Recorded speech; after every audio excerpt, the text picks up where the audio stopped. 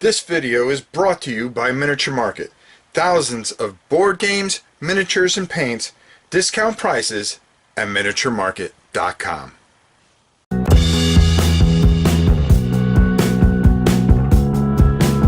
Hi everybody, welcome to War and Pieces. Today we are going to be talking about an entry-level game, I feel. It's complicated enough, but it's enough where it'll give you enough strategy, but also it gives you a real good feel of World War II, which is another strong point, but it seems very easy to play, and that's Holdfast. Okay, this is the Eastern Front, 1941 to 1945. Is it good? Is it a good beginner game? Is it something that you want to pick up? Well, I guess there's only one way to find out. Let's go down the table and take a look. So as you see, I've got the board out, and it's a pretty decent sized board. It's about, it's almost 4 feet across by 2 feet. Yeah, a little more than 2 feet. But this is of course, a boarded map. It's not a paper map, so you get that inside there, which is, I think, just fantastic. You get these player aid cards. Now, I'm not going to explain every rule, but the one thing I do want to show you is that this is not a lot of rules. Okay, there's not a lot to this book. Your rules go up to probably about 15, 16, well, about page 6, and the rest is scenarios and overall how to win certain things and strategies that you can use. Now, you can play two ways. You can play with the cubes, as you can see, flat on the table, where you know exactly what is what. Or you can play Fog of War. A lot of people like to play Fog of War, almost a Stratego type of style. Now, these numbers on here are actually are strength points. This is what determines what the strength left of your unit is when it gets hit. So when it gets hit, it takes a damage. Well, it goes down to 3 strength points, 2, 1, and then is eliminated. Now, there's a couple things that go with this, okay? And I'm just going to show you flat on the board type of style. Very, very simple rules and really great cards. They have nice player aid cards that really help you. Everything that you need is pretty much right on the board.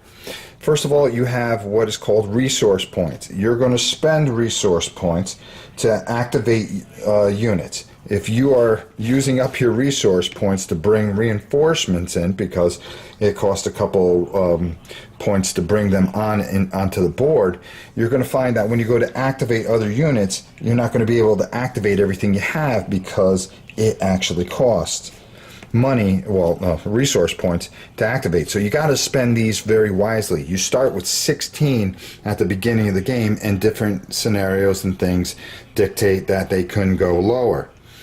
Now, everything, like I said, is pretty much written out.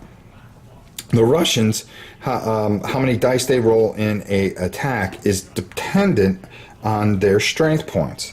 So, for instance, here, our second company here, which is a 10 company, denoted by the tracks on the bottom here, if you notice. And this is an infantry, because number 1, it says the 8th Army, but it only has a star, so you can tell which is infantry and, of course, which is armor.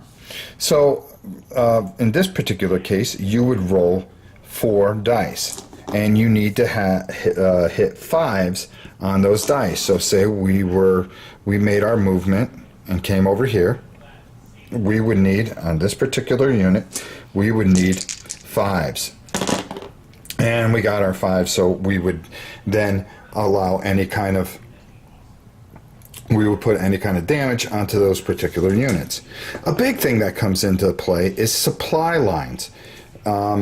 As you can see, this guy here is in supply because he can trace a line back to a city or a particular unit, which also goes back to a city. And the same thing over here.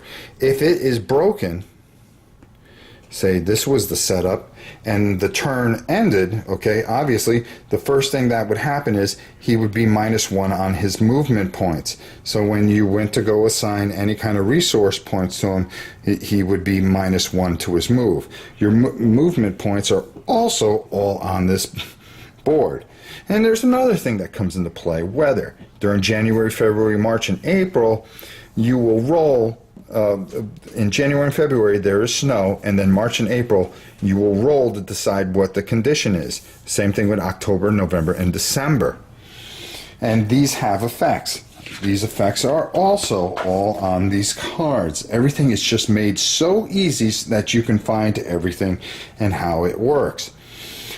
Now, as I was saying, at the end of the turn, if any of your units are cut off from supply, they are eliminated from the board, which is not a good thing. There are different types of victory conditions, but all in all, this plays through the years of 41 to 45, and each year in the booklet has a different type of scenario that goes with those years. Very, very simple, very easy to play, a lot of fun, a couple different ways you can play it. You can play it solo if you wanted to. The way you would do that is you would play both sides, obviously, or you can play against somebody in the fog of war condition, which is a lot of fun. Everything is just spelled out and made very easy, so the beginner gamer who wants to try this for the first time and get into a game of this type that wants to elevate, it makes an easy transition. I really think a lot about this, but there's only one way to find out, and that's to go up top and get my final thoughts on Holdfast, Eastern Front, 1941 to 1945. Well, I really like this game. Seems to be a whole series of it. I like the whole block components. I like how things work. It's very simplified. Everything's on the board that you need. The rules are an entire maybe 5 pages, 6 pages at most.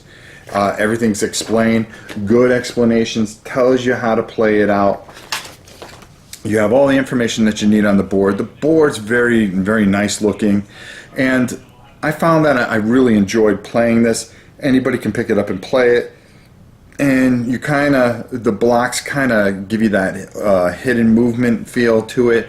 You could play it in 1 or 2 different ways. You could play it exposed, or you can play it hidden movement. I really enjoyed this. I think this is a very good game. I'm going to be taking a look at the other series. They actually have a bunch of different ones. They have the Atlantic, they have a desert one, they have a Korean one, and I believe they have they have the Atlantic and the Pacific. So that's pretty interesting. I'd like to see how the sea battle goes. Is it any different? Is there anything that comes into play? But this particularly, this is just a very good Russian front game. It's a good beginner game. I really enjoyed playing it. So I'm going to give it 3.5 out of 5 stars. I think this is a great way to get into this. So that's it for War and Pieces this week. Until next time, I'm Rob Warren. We see you Sponsored by Miniature Market's Review Corner. The Review Corner features podcasts, videos, and written reviews by gamers for gamers. Miniature Market, online gaming superstore, thousands of games and minis, discount prices. Check them out at miniaturemarket.com.